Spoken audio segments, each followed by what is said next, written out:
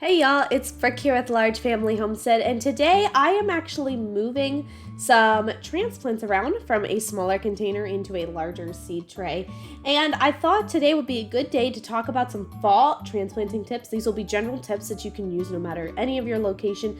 We're going to be discussing moving them from your large pots or seed trays to outside, because that's what we're actually going to be doing soon in a lot of areas. And so right now I am just moving them to a bigger seed tray so that they can continue establishing before I move them outside. For reference, if you're new here, we are in Northeast Texas and it is still getting above 100 degrees most days. So we do not want to be moving our fall transplants like broccoli and cabbage outside yet. I did start them inside and now I just need to move them up because they've taken over this small seed tray.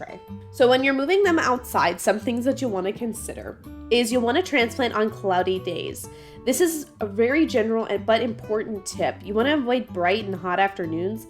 When the sky is overcast and the temps are actually cooler than they normally are, this is going to reduce your chances of transplant shock when putting them outside. Another thing you want to do is water before and after. I know a lot of people water after putting your transplant in the ground, but it's actually important to water it before as well. This is going to keep your roots hydrated, which is going to give them less chances of breaking, and it helps the soil settle around them. It makes the soil block easier to come out than if it was dry. It also reduces your chances of you pulling it out and it just crumbles apart in your hands. So it is going to make for easier transplanting, plus again reduce the chances and the severity of your transplant shock. So make sure that when you're taking them out of the seed tray that you dig wide and not just deep. You want to keep as much of the root ball as possible, especially if your plant has a nice big one. Digging a wide circle around the plant will reduce stress. Another thing you want to do is trim back if needed. This is something that I don't see a lot of people do, but is very important. If your plant has a lot of leafy growth, you're going to want to trim back some of that so that the roots can focus on reestablishing instead of just feeding all of that top growth. If your plant has a lot of top growth, it's just going to keep feeding all of that top growth, whereas the roots are the most important part after transplanting. Another thing you want to do is plant at the same depth. I know that a lot of times, especially if your seedlings are a little leggy, you want to plant them deeper than when they actually came out of the seed tray, but this is not what you want to do. You want to plant them where the roots and the stem meet at the same level it was before. If you plant them too deep, it's going to be a root rot risk, but if you plant them too shallow, it's also going to be a drying out risk. Once you put them in the ground, you want to add compost and mulch. So you want to give the roots a nutrient boost with compost and then add a layer of mulch to protect them from temperature swings and keep the moisture in. Mulch actually keeps your soil cooler or hotter depending on your climate, but it's going to help hold it more steady than it would be without. And compost is going to give those transplants the nutrient boost that they need to continue growing and establish their roots after going in. Another thing that I do see people do that I highly recommend against is adding fertilizer right away.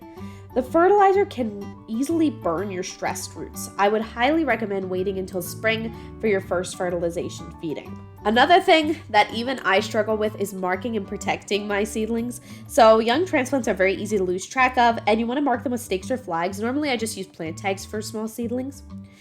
If critters are a problem, you're going to want to add protection. I'll leave some links down below, guys, to some plant tags and some protection that I like to use in the garden. I have some that covers whole beds, but I also have some that just covers individual plants as well. You want to transplant any perennials early in fall, so you want to aim for at least 6 weeks before your first hard frost, and this will give perennials plenty of time to settle before winter. As we know, perennials are a plant that come back year after year. You do not need to replant them, and they survive over winter. Not the plant itself, but the roots most of the time just survive over winter. So a lot of times the plant will die back to the ground, but it'll come back in spring. So you want to plant it 6 weeks before your first hard frost, because you need the roots to be established before all that top growth dies, or else they won't be able to come back in spring. And when the plant does die back in the winter, don't be alarmed. Honestly, I actually leave the dead there until it is about ready to come back in spring.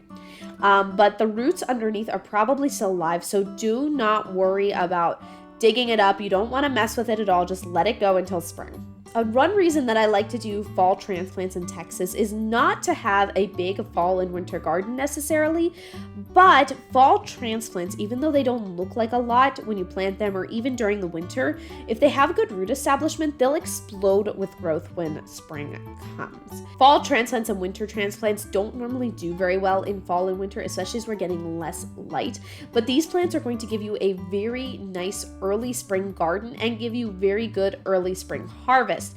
Last year was my first time doing an all winter garden, and I have to say that I'm definitely doing it again this year because the early spring harvest that I got was incredible. So if you learned something new today, please let me know in the comments below and show some love by giving this video a like. And if you're new, don't forget to subscribe.